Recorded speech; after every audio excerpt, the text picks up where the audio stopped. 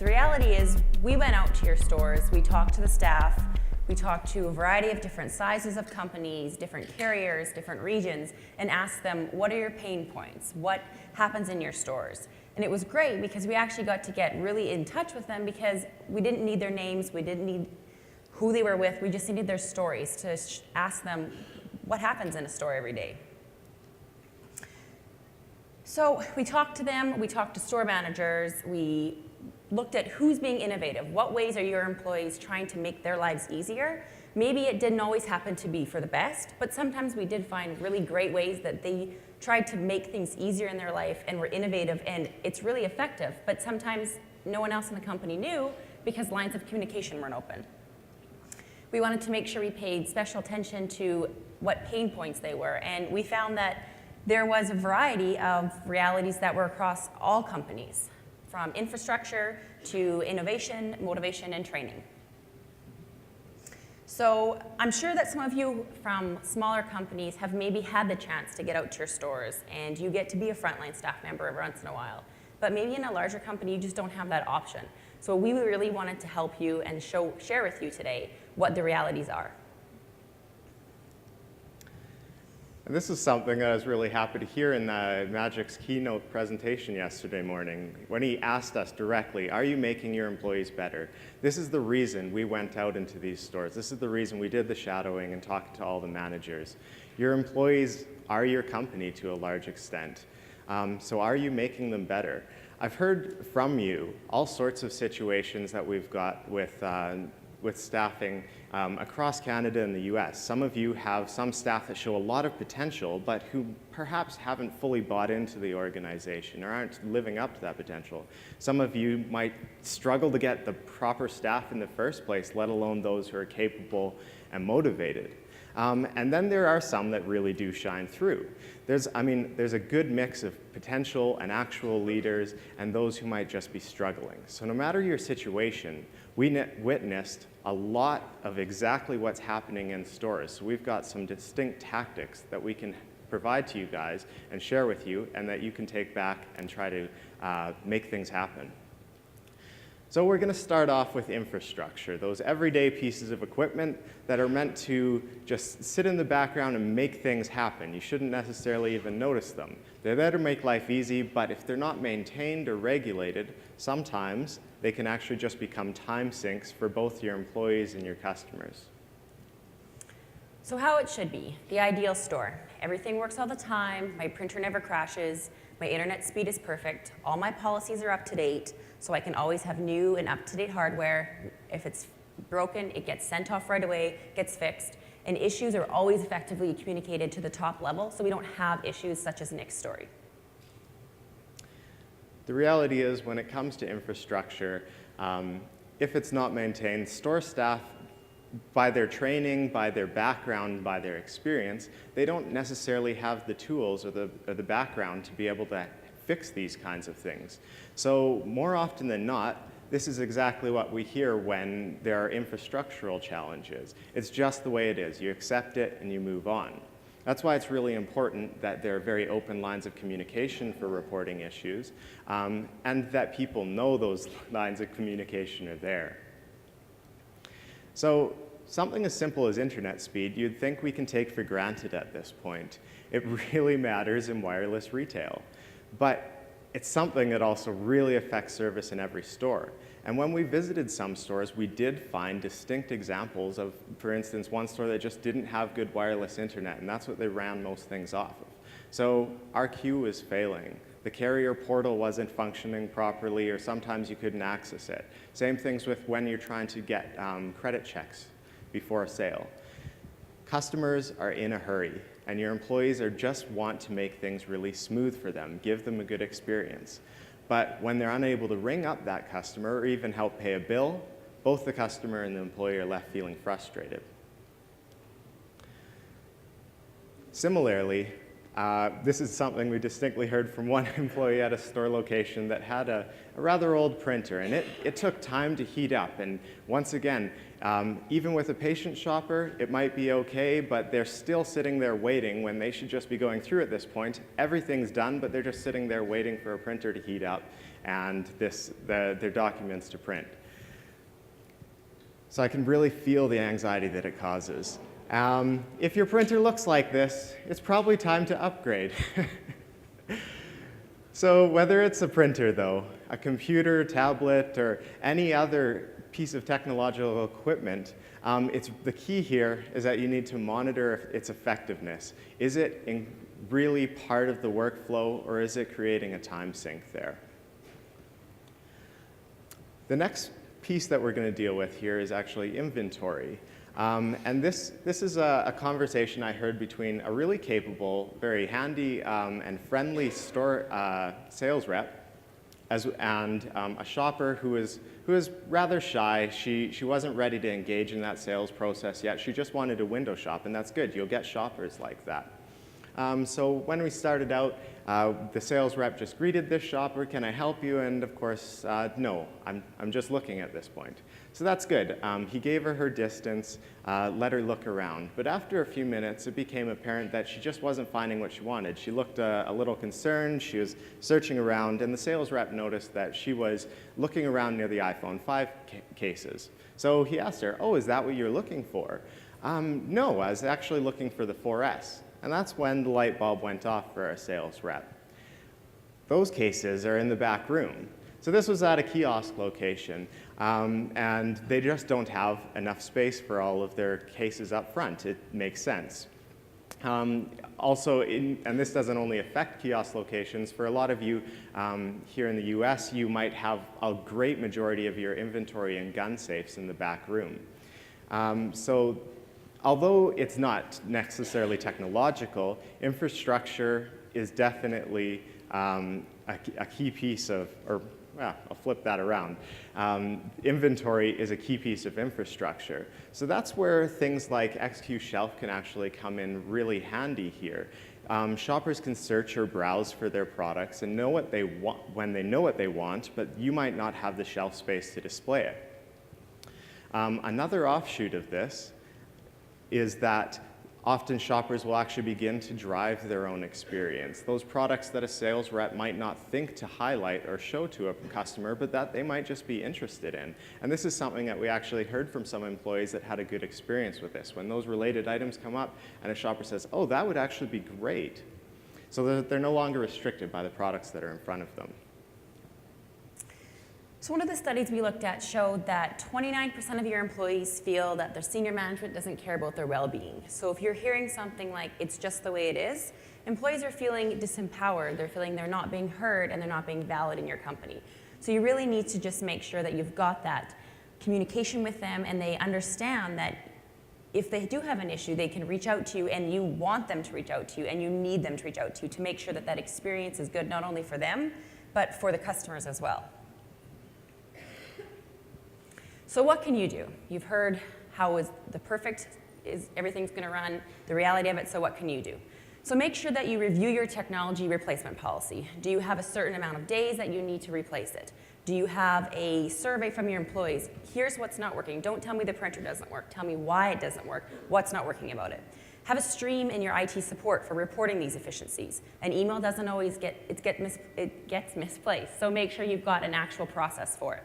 Analyze the end-to-end sales flow. Is there something that's taking too long? Is it a printer? Is it your internet speed? What is missing there that you can help the employees speed up that process and get those customers out the door happier?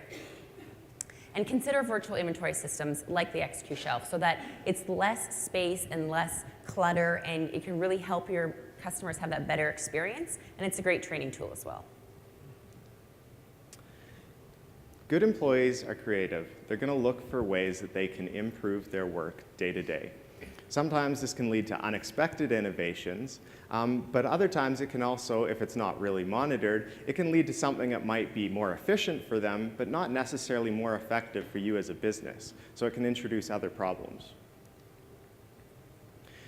So the way that this should work, if people are innovating their daily work, you've got faster checkout times, your employees are understanding all of their workflows and exactly why they should be doing what they should do. So with that, of course, they're able to innovate then, generate new workflows, make new things happen in your stores, and then that gets communicated and moves across your organization. So one of the stores we visited, and it wasn't the only store, has said how counting SIM cards takes so long. They're not serialized, I don't want to count them, so I'm just going to leave them in the package and just say, this is 100, so I'm going to count. So first off, the issue is they're not serialized. So how can you track that? How don't you know that that SIM card has just walked out the door and been sold on the black market? And it happens. Clients tell us. So maybe you don't know what's happening, but it does happen in stores. So you really want to make sure, one, they're serialized, and two, your employees are always doing count sheets for all serialized products, but SIM cards especially, because the employee saw it as an innovation because it was a time saver and inventory took too long. But it's not. The employee is not being accountable, and you're having money walk out the door way too easily. So I love sticky notes, and I'm sure most people do. It's a great innovation to make sure you've always got a note to yourself. But the issue is so many of our clients, every time we go visit them, employees are using sticky notes in completely ineffective ways, such as this one. You should call Chris for an upgrade. Okay, but why don't I create an activity in the profile, assign it to an employee, remind myself, and now it's attached to that customer's profile? Or like this one, don't forget inventory is due on Monday. You should be using the task module. Set up a task that's reoccurring so your employees know inventory is due on Monday and that sticky note's not going to fly out the door. Or like this one, this is in inventory and do not sell, which doesn't make a lot of sense because if it's in inventory, you want to sell it. So what you should have done is created a sales order, taken that deposit from the customer that guarantees they're going to come back into your store and buy that product. But my story for my sticky note is that we were discussing with one of these clients about what they do in a fraud situation. When you know a customer is trying to commit fraud and you need to make a note. And they said, well, I stick it on a sticky note, I stick it next to my computer, and then I know. And I said, so, kind of the process after that. Well, it hangs out for a week or two, and then it gets thrown out. So this client actually had locations in the same city. So if they come to my store and they try to commit fraud and then they go down the street to James, my sticky note doesn't make it down the street. So why would you not set up an activity that says, fraud alert, every store, whether it's the same city, the same region, is going to know now that that customer has tried to commit fraud? Or what we've also actually talked to our support team about, a lot of clients actually put do not sell in that customer profile, and they don't have to go to the activity tab to even find it. It's right there in front of them. So this is a story of how innovation works in a good way and becomes more effective and more efficient. So one of the clients we talked to said ePINs always takes a long time. I've got slow internet connection, I have to log into RQ, I have to go to the sales console, I have to look up for my ePINs, and then I have to put it in, and then it's just a long process. So what they did was actually a really innovative way, was they actually printed off all the ePIN SKUs and stuck it next to the computer, and then they could easily just scan it. And that helped with their slow internet connection, get that customer out the door, because an ePIN's a fast sale, and if you've got to take 20 minutes to do it, the customer's not going to come buy them from you in the next time. So what we find is that if employees are really engaged with their work, they're going to spend time finding ways to innovate it. And with that innovation, of course, it eventually affects your bottom line. Less time is spent with a particular workflow, more time is spent thinking about how you can make a sale, how you can speak better to customers, how you can move more people through the doors. If your employees are supported in innovating their work, you can be sure to see an effect on the bottom line, just as this BI Worldwide study shows.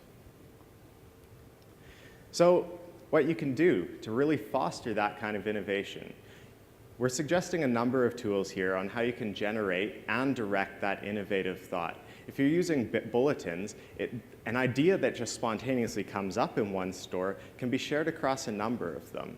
The key here is that you make sure to really train your employees so that they understand exactly why they have to take a certain process for something. That way, when it comes to them trying to find a more efficient or effective way to do something, they're not thinking about how can I just make this quicker. They're thinking about actually what they're trying to achieve with that, why they do something. And then, The way that this innovates then is when you're thinking about ePINs. It's like, yes, we've made it both faster by scanning it and more effective because it's right there in front of me and I scan it. It goes directly to that product then.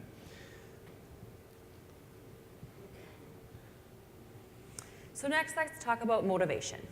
Motivated employees excel, and they make you more money. It's easy math. So why do we want to motivate our employees? So how it should be. Your employees love coming into work every day. They know they're valued. They know their opinions count. They know you want them there, not just need them there. The goals you set for them are achievable across all locations and regions. And they know that, and they excel because they know they're going to obtain them.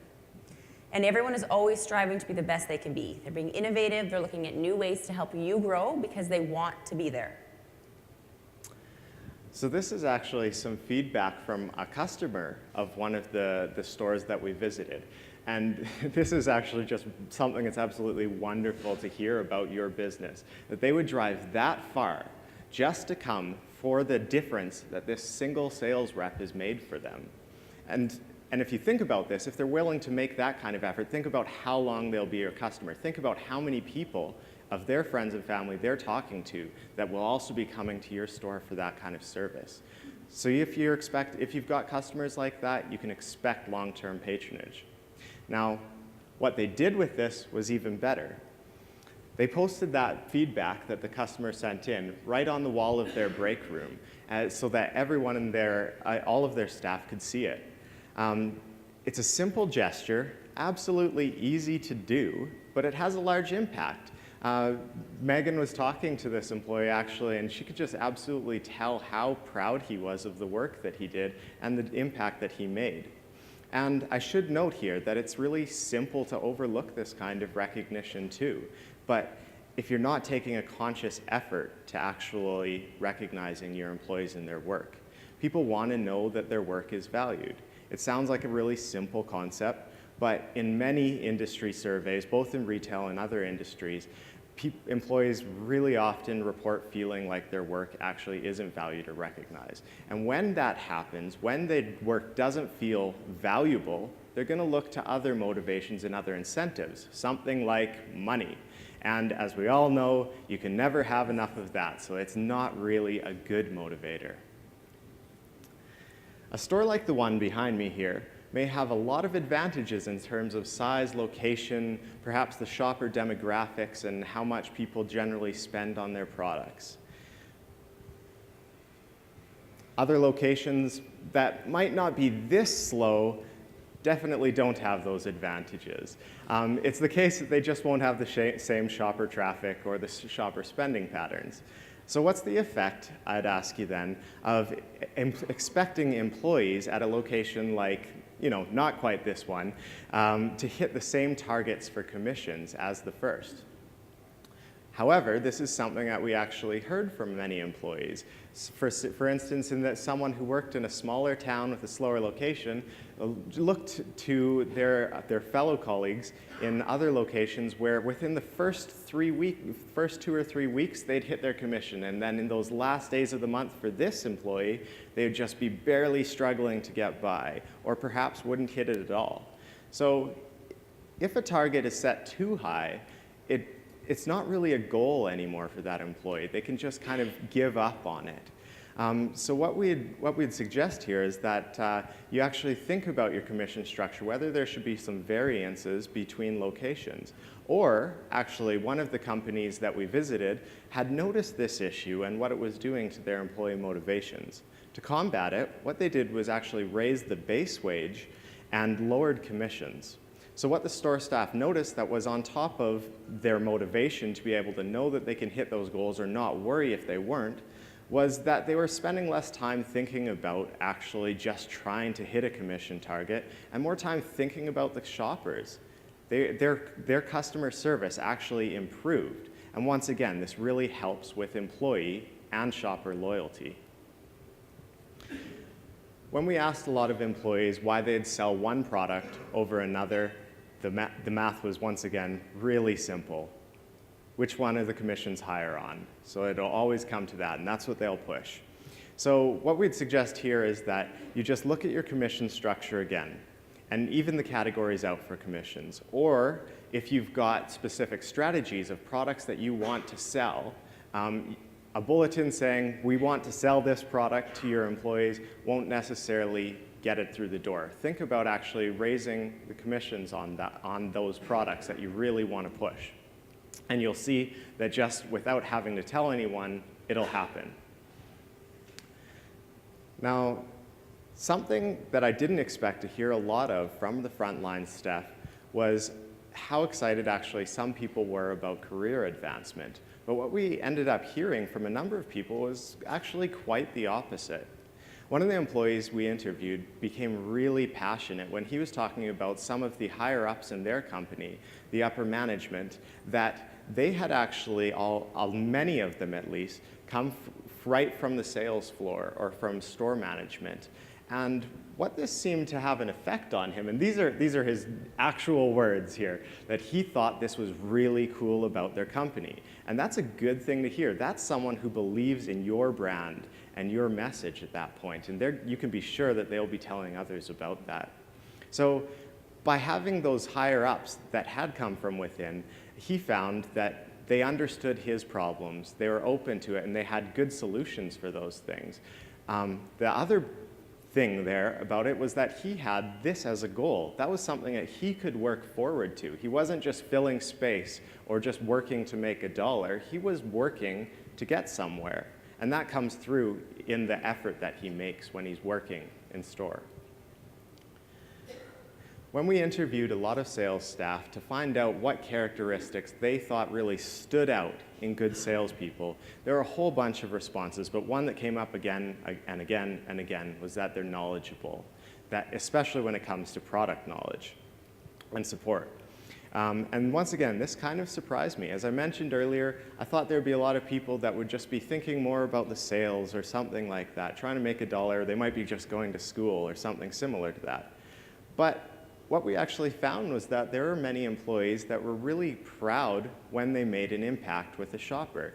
And this was something, an absolutely kind of heartwarming story. There was an elderly woman came in, and for 2 full years, she's had her smartphone, but she didn't know how to take a call on it. So when this employee was actually just able to show her how to do that, she felt really good about that. And I'm sure that shopper did as well. So that's next time she knows, you know what, I don't have to come in here and feel like I need to figure this product out on my own. I've got someone here who can help me with that product right when I buy it or at any time in the future. So through great customer experiences, shoppers will be spending more time with your brand, with your people, and over time, they'll just be spending more. So, what's the effect of motivation? When you have motivated employees, you see 54% lower turnover rate. And everyone knows that training a new employee is going to take time and effort, and we just don't always have that in a fast-paced industry like ours. As well, up to 80% of customer satisfaction is affected by your employees' attitudes. Engaged employees are positive, they make that customer experience a great one, and you're gonna have that customer loyalty because your employees are engaged, they wanna come to work, they're motivated because their goals are attainable, and they feel they're valued in your company. And once again, you're gonna have employees who are stewards for your company, who are champions for your brand. This is harder to measure, but when I hear phrases like this from someone that we had interviewed, how he, without prompting, I just said, why'd you come here? And he's like, well, we're youthful, we're fun, and there are great benefits. He was happy to be there. Right there and then, when he was talking to me, I had got a promotion that I should be working there. I should consider that, or I should be their customer, because if they treat their employees like that, how I can expect the same thing that they would treat their customers. So what can you do? Acknowledge successes. As James said, I watched Jordan's face when he told me about how his company had got that email from a customer and he tried to play it down, but he was stoked. That was it got put in his break room, it got emailed to the company. So even if it's something little, acknowledge it and share it. Review your sales standards. Do you have the same goals across districts? Are they really attainable if one store just can't do the traffic? Highlight those opportunities for advancement. Make sure that your employees know that there is room to grow in your company, and Pick out the ones that are innovative and have those interests and that motivation to grow in your company and to help you grow, and really let them know that they've got opportunity, so to stay here, and ask them what they need and how you can help them to want to stay there as well.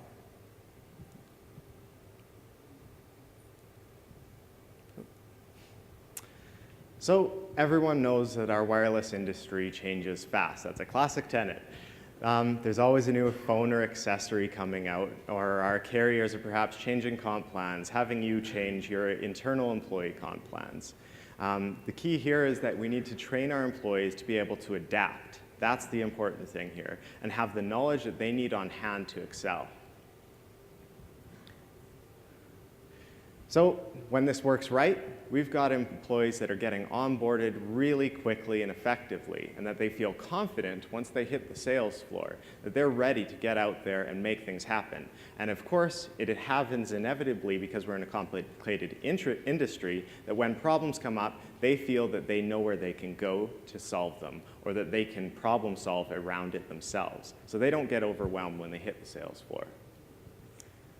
So new employees have a lot to learn. Everyone knows that. You've got to learn RQ4, you've got to learn your company policies, you've got to learn all the different phones, the specs of the phones, how to sell a cell phone, your carrier site, the list goes on, and everyone knows it.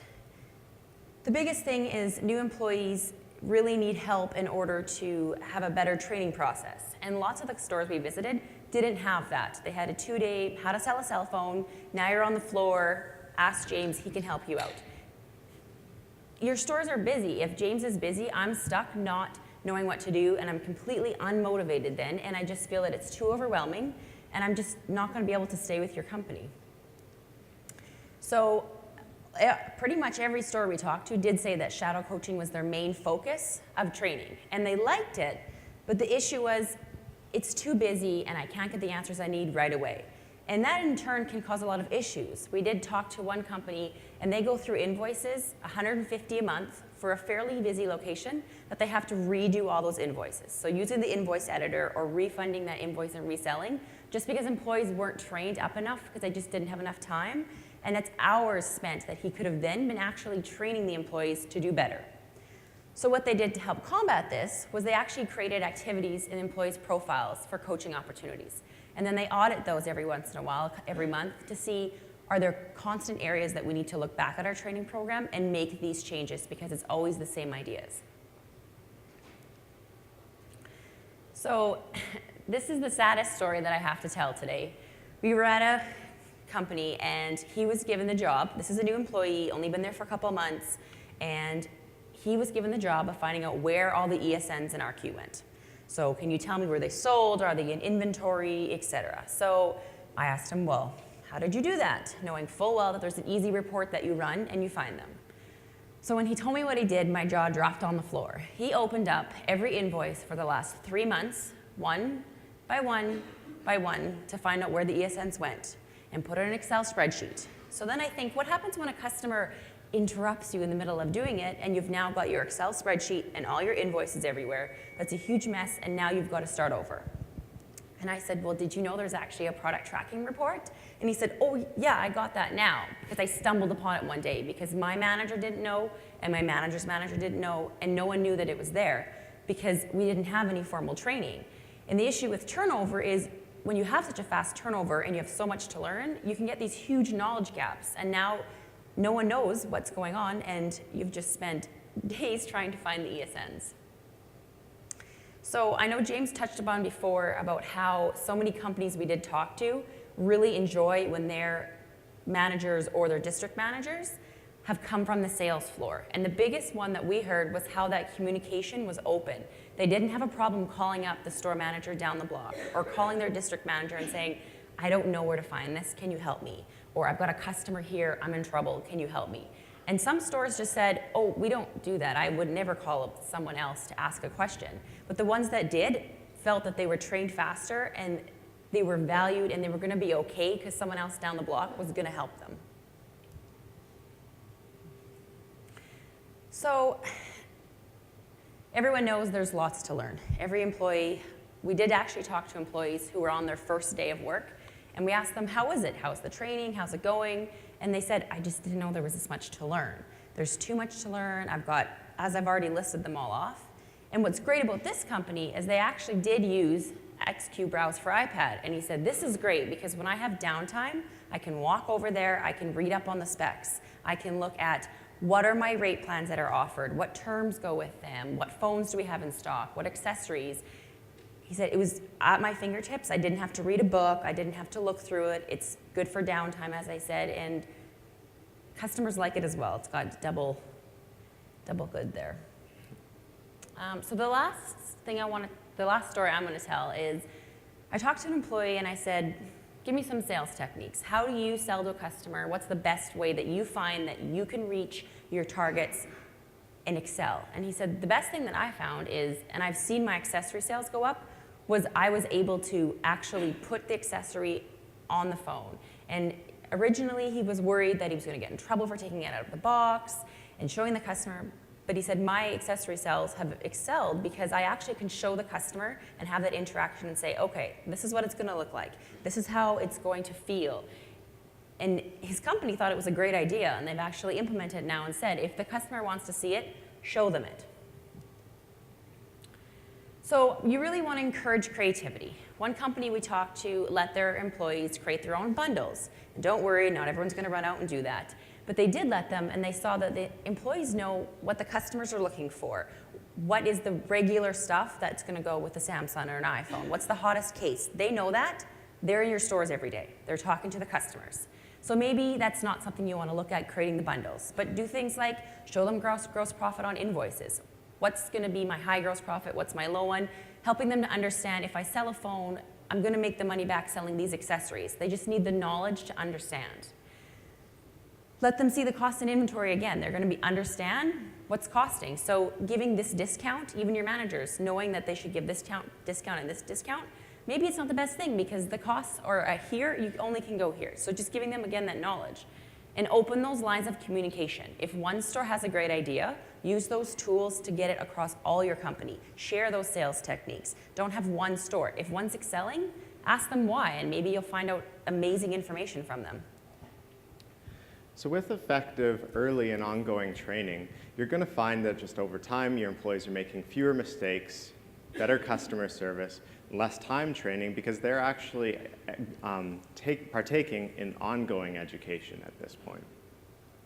So what we suggest doing in this case is, of course, first thing you need to do is take a look at your training program that you have at home, not just for RQ, but across all of the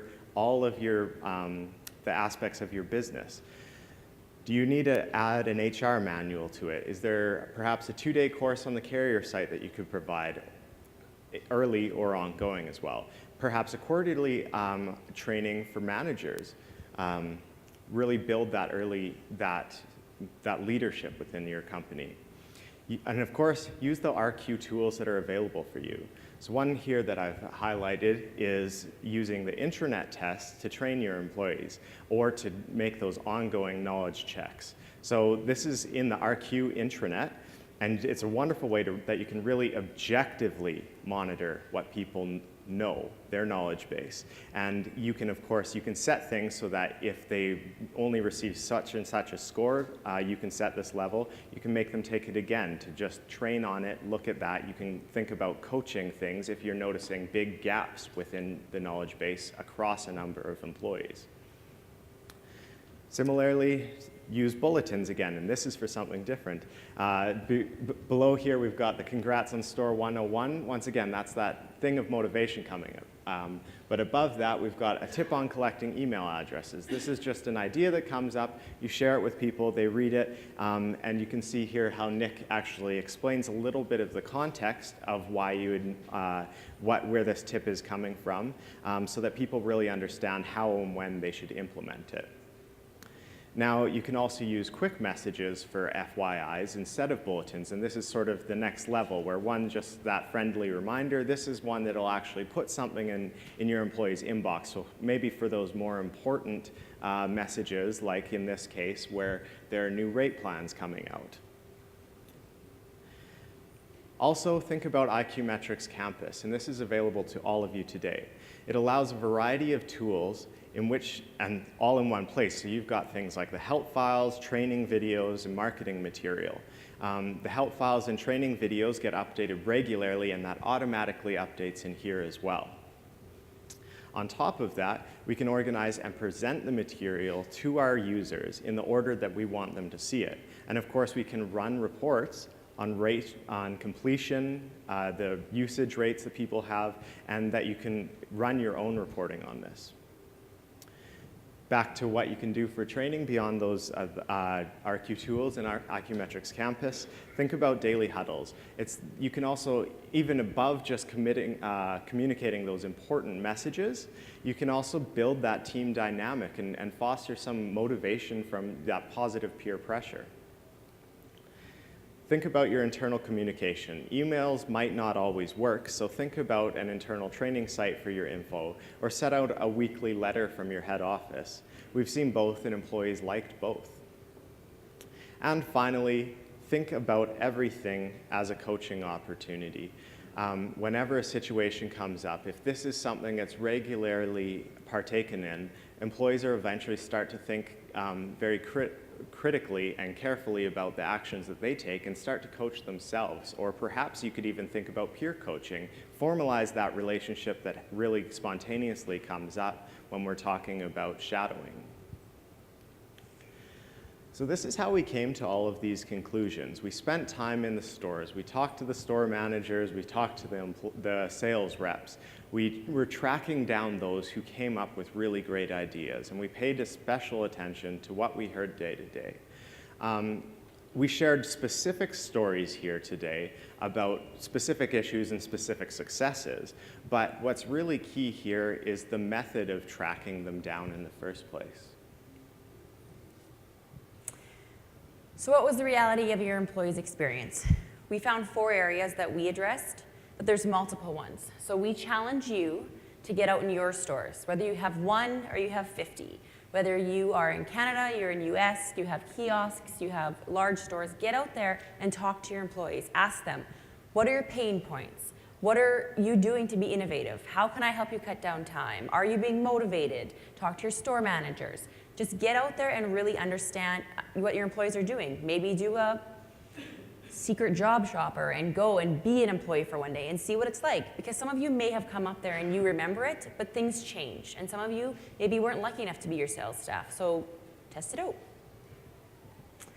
And what's the bottom line? What effect is that going to have? A study we saw was 10.3 higher annual growth from high engaged employees. So the bottom line is engaged employees are going to help you build your business, grow, and you're going to get more money in those doors and have that customer loyalty. So once again, we'll just reiterate that these are all actions that you can take.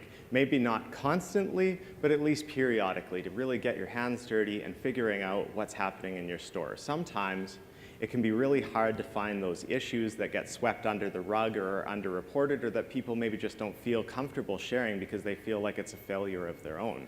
But keep on trying and do it sincerely, and you'll find that your employees are going to pick up on that and that they're going to start sharing more and more. This really comes down to that basic question of, are you developing your employees? Are you making them better? The first step is to understand the work that they do day to day, and that the environment in which they work. So those are those ways that you can take steps to learn about it and to make things happen in your company. Thanks for coming. Motivate your employees.